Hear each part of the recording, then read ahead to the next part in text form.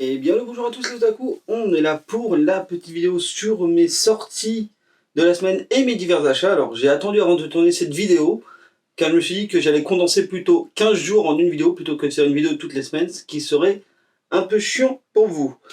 Pour commencer, nous avons les sorties chez Glénat, et on commence avec le furieux du moment Tokyo Revengers tome 14.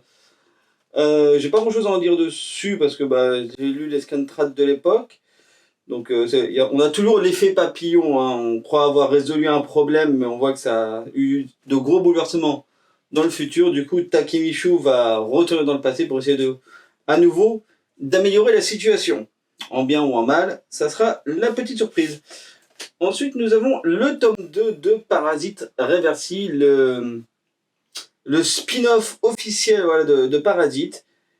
L'histoire est toujours aussi bien, on voit que ça commence à s'imbriquer de plus en plus dans la trame narrative de la série principale.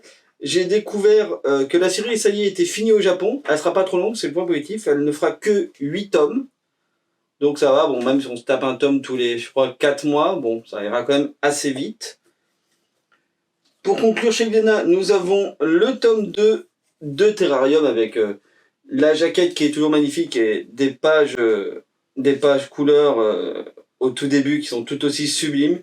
Les dessins sont toujours beaux, la mythologie de l'univers continue à s'étoffer un peu, la petite fille continue sa quête, j'ai pas d'autre chose à dire. Et on va apprendre des choses sur elle et sur son compagnon. Nous avons ensuite les sorties chez Glénat qui ne sont pas très nombreuses. Nous avons le tome 1 du spin-off de Gantz, Gantz E. Alors, je l'ai lu. J'avoue, ce qui m'a attiré au tout début dans l'histoire, dans le Gantz E surtout, c'est le contexte historique. Ça se passe à l'ère du Bakumatsu, à l'ère des samouraïs. Bon, l'histoire pour le moment est bien. Le seul truc que je reproche, personnellement bien sûr, hein, ça n'engage que moi, c'est le dessin. Alors, je précise ma pensée, le dessin est très beau. C'est à la hauteur des Gantz d'origine, mais ce qui me gêne un peu, c'est que bien que ce soit pas du tout le même dessinateur, là, Hiroya Oku ne fait que superviser le scénario. Au dessin, c'est un petit nouveau qu'on connaît pas, mais ces dessins, je sais qu'il y a beaucoup d'informatique dedans, mais ces dessins ressemblent vraiment beaucoup, voilà, à ceux de Hiroya. C'est pas si gênant que ça, c'est juste moi, ça m'interpelle un peu, ça me fait perdre un peu de plaisir. Mais sinon, c'est très beau. Bon, j'espère juste que cette série ne sera pas aussi longue que l'a été l'original, parce que je pense pas qu'on aura le courage de se retaper 37 volumes. Nous avons ensuite le webtoon coréen qui fait fureur j'allais dire depuis sa publication, pas vraiment, mais depuis en tout cas qu'il est édité en format papier. Nous avons le tome 3 de Solo Leveling. Alors moi, j'ai l'édition normale. Il me semble, je crois que c'est Cultura qui a fait une autre édition avec une couverture bonus. Et honnêtement, j'avais la flemme de me taper 5 bornes pour aller à Cultura pour une couverture bonus. C'est toujours aussi bien. Après, j'avoue que Solo Leveling, à la base, je ne connaissais pas du tout. Je n'ai pas lu le webtoon sur internet. J'ai essayé, j'avoue, hein, parce que j'avais la flemme. Mais le côté de lire en page verticale comme sur un téléphone m'a un peu fait chier. Donc c'est pas mal. Ouais, voilà, j'ai rien d'autre à en dire en fait. Là, je vais enchaîner vite fait sur les quelques tomes des auteurs divers et ensuite on enchaînera le plus gros ensuite. Nous avons d'abord le tome 8 de Fullmetal Alchemist en perfecte édition. Rien à dire, l'édition est toujours aussi jolie. Je ne l'ai pas lu parce que je connais la série de base, hein, donc ouais, je sais que l'histoire avance toujours bien. Il y a toutes les connexions entre différents personnages, différents événements à travers le passé se font. Voilà, maintenant il n'y a plus qu'à attendre la suite, hein. Bon, on a le temps, on en est à peu près à la moitié de l'édition. Si je me souviens bien, je crois que j'avais lu qu'il allait avoir 18 tomes, sachant que les tomes font un tome et demi à peu près. Ensuite, nous avons chez Pika le tome 2 de Blue Hole en édition Pika graphique grand format. Je n'ai toujours pas commencé parce que j'attendais que le deuxième tome soit sorti pour lire tout d'un coup, donc ça fera certainement ma petite lecture de week-end. Hein. Je feuilletais voilà, vite fait pour revoir un peu les dessins, on sait toujours à la hauteur. Hein. Ça me fait penser un peu à un voyage au centre de la Terre fusionné avec du Jurassic Park dans l'ensemble. Il y avait ensuite quelques sorties chez Mangetsu. Il y a tout d'abord le tome 4 de Awashi Playmaker. Rien à en dire parce que je n'ai toujours pas commencé la série. J'attends qu'il y ait un peu plus de tomes parce que ça, c'est quand même à 24 tomes au Japon. Et c'est toujours en cours, donc j'attends un peu avant de me plonger dedans. de ce que j'ai vu, niveau graphique, ça n'a pas perdu de sa qualité depuis les premiers tomes. Après, il faut voir si le reste sera bien. Et peut-être si j'ai la foi, je jetterai un œil sur Blue Lock, qui paraît pas mal, j'en entends pas mal parler. Et toujours chez Mangetsu, ça non plus, je n'ai pas commencé, mais ça sera la lecture du soir. On a Butterfly Beast, voilà, de Yuka Nagate, ça se passe aussi dans un Japon historique féodal. Et quand je les ai achetés, je me suis dit, le nom de l'auteur me dit quelque chose, j'ai mis 3 plombs avant de percuter. C'est l'auteur, pour ceux qui connaissent, de Silencer et de Gift plus Minus, le Dexter au féminin. On va partir à présent avec, voilà, le plus gros des sorties. C'est relatif, mais là j'ai une petite une petite quinzaine de tomes là. Il y a tout d'abord le tome 1 de Undead Unluck. Je sais pas pourquoi j'allais dire Adventure derrière. J'ai été assez dubitatif, j'avoue, quand j'ai lu le résumé. Mais au final, ça m'a éclaté. Voilà. Un mec immortel qui veut absolument mourir. Et une fille qui a une poisse. Mais je pense sur une échelle de la poisse, Donald Duck, c'est de la merde à côté. Voilà, c'est elle, si elle touche quelqu'un, si elle me touche du doigt, je me prends une météorite dans la gueule. J'exagère pas du tout, c'est littéralement ça dans le truc. Voilà, donc lui, il va rester collé à elle pour espérer mourir. Alors c'est pas la trame, c'est pas la trame principale pendant l'histoire, et derrière il y a une organisation qui cherche à les capturer, une organisation qui rassemble les... Comment il s'appelle déjà? Excusez-moi, parce que je... Un peu, tac tac... Eh ben voilà, c'est pas marqué au donc j'ai dans l'os.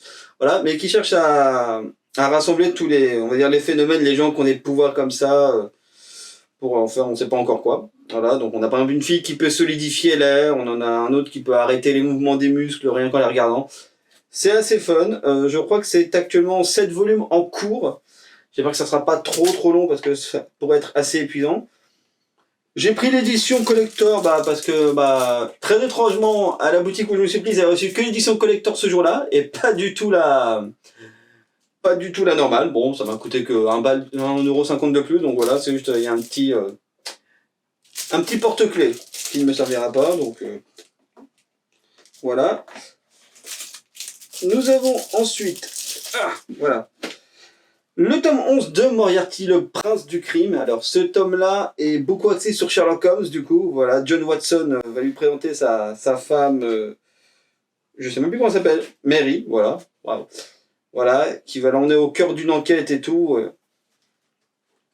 Une enquête originale, parce que de ce côté, cette histoire-là n'existe pas dans les romans. Voilà. Et qui vont mener encore une fois de plus à un individu extrêmement connu dans l'univers de Conan Doyle. La suite au tome 12, je crois qu'on en a 15 tomes au Japon. Ensuite, on a le tome 6 de Cigarette and Cherry. Les histoires amoureuses progressent de tous les côtés, que ça soit entre notre koi bien-aimé et sa senpai, voilà. Bon, jusqu'où ils vont réussir à aller, comment ça se terminera, ça, on aura peut-être la réponse dans pas trop longtemps, car il ne reste que 4 tomes avant la sortie. Avant la fin, pardon, excusez-moi. On a ensuite le tome 2 de The Kingdom of Ruin. Voilà, où la guerre continue entre les sorcières et les humains. Voilà. Notre apprenti sorcier a réussi à s'échapper et... Enfin, non, il s'est pas échappé, il a été sauvé, pardon, par des sorcières qui l'ont emmené dans leur base secrète. Et ils vont lui donner la possibilité de pouvoir ressusciter sa bien-aimée par le biais de ses souvenirs. Ne me demandez pas comment ça fonctionne, j'en ai aucune idée. Et il va prendre une décision assez inattendue. Voilà, la surprise dans la suite, c'est toujours en cours au Japon. Il me semblait que c'était une série finie en 4 tomes, mais en fait non, c'est en cours. Ça m'apprendra à me précipiter des fois. Il y a ensuite le tome 2 de Kowloon, générique romance, par l'auteur de Après la pluie. Voilà, notre petite agente immobilière a découvert quelque chose d'assez perturbant, une photo d'elle qui semble remonter à très longtemps en compagnie d'un homme dont elle n'a absolument aucun souvenir. Donc, amnésie, coma, monde parallèle. Ouais, non, j'arrête, on n'est pas dans Pokémon. Et pour finir, chez Kana, le tome 11 de No Guns Life. Voilà.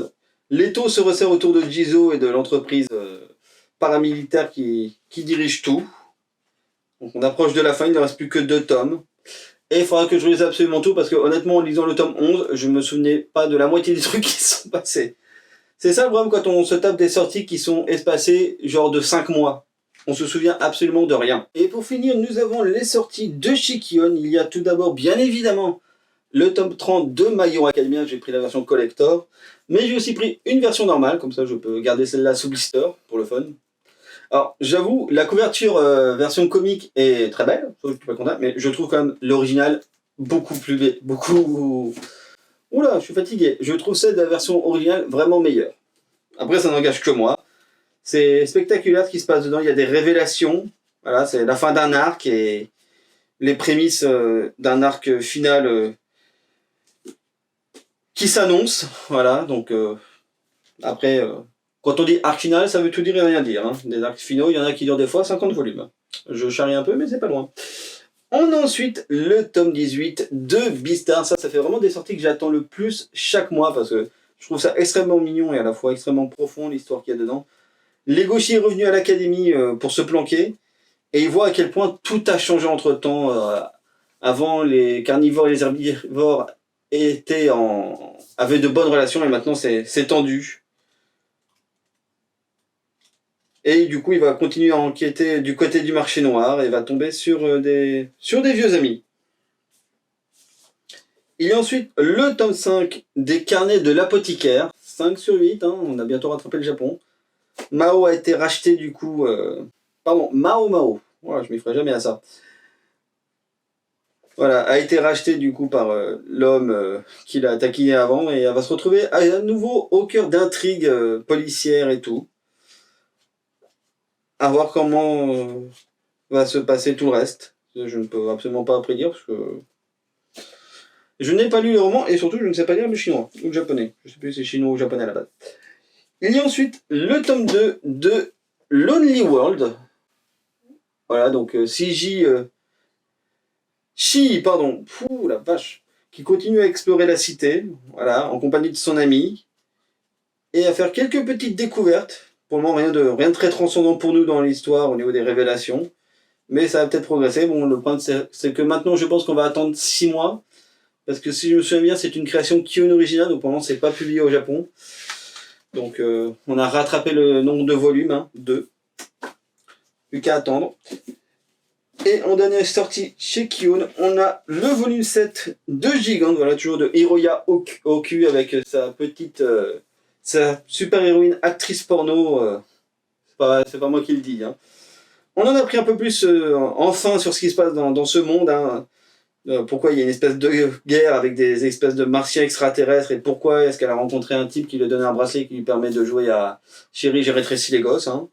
Bon, je trouve ça complètement barré, mais bon, hein, quand on a lu Gantz ou La Sironie Hachiki, on n'est plus si surpris que ça au final. Plus que 3 tomes et ça sera la fin. Et pour finir, mes divers petits achats coup de cœur Made in Occasion, j'ai trouvé les tomes 0 à 4 de Jujutsu Kaisen. Bon, je connais déjà de base l'histoire, hein, c'est vraiment parce que c'était une occasion, je les ai trouvés à moins de 3 € pièce. Je me suis dit, oh, voilà, après tout, hein, j'avais bien aimé quand j'ai lu à l'époque les Scantrad, ça fera l'occasion. Et un autre truc pour ceux qui aiment les styles Battle Royale un peu. C'est Battle Royale, mais plus à la King's Game dans un sens. Mais c'est pas dans le style fantastique. Voilà, on a Death Choice, voilà, une série courte en 3 tomes, par contre c'est des tomes qui font 300 pages. Voilà, ça aussi trouvé en occasion. L'histoire est assez complexe quand même. Hein. Tout est bien expliqué à la fin, on comprend ce qui s'est passé, mais quand on y repense, à la fin c'est vraiment bien barré. Et la fin est assez ouverte. Et j'ai gardé le meilleur pour la fin, ça a été l'achat coup de cœur, ça c'est pas de l'occasion. Le magnifique artbook de Full Metal Alchemist, voilà, qui est sublime, hein, ça vaut son prix honnêtement. Hein. Ouais, il y a des illustrations très très belles à l'intérieur. Donc, j'avais cru dire, je crois qu'il y avait un truc. Ouais, voilà, il y a une mini interview de l'auteur et aussi elle nous montre comment elle réalise ses planches, du croquis préparatoire à la colorisation et tout. Voilà. Donc c'était le tour pour mes petits achats, j'espère que ça vous a plu. Je ferai une prochaine vidéo lors des prochaines sorties, mais dans 15 jours du coup, pour histoire de tout condenser en une fois, ça sera plus pratique pour vous, comme pour moi. Je vous souhaite à tous une bonne fin de semaine, malgré la température. Hein. Chez nous il fait 30 degrés alors qu'on doit se taper des orages depuis 2 jours, on les attend. Hein. Je vous souhaite à tous une bonne lecture, et je vous dis à la prochaine. A plus et Otaku.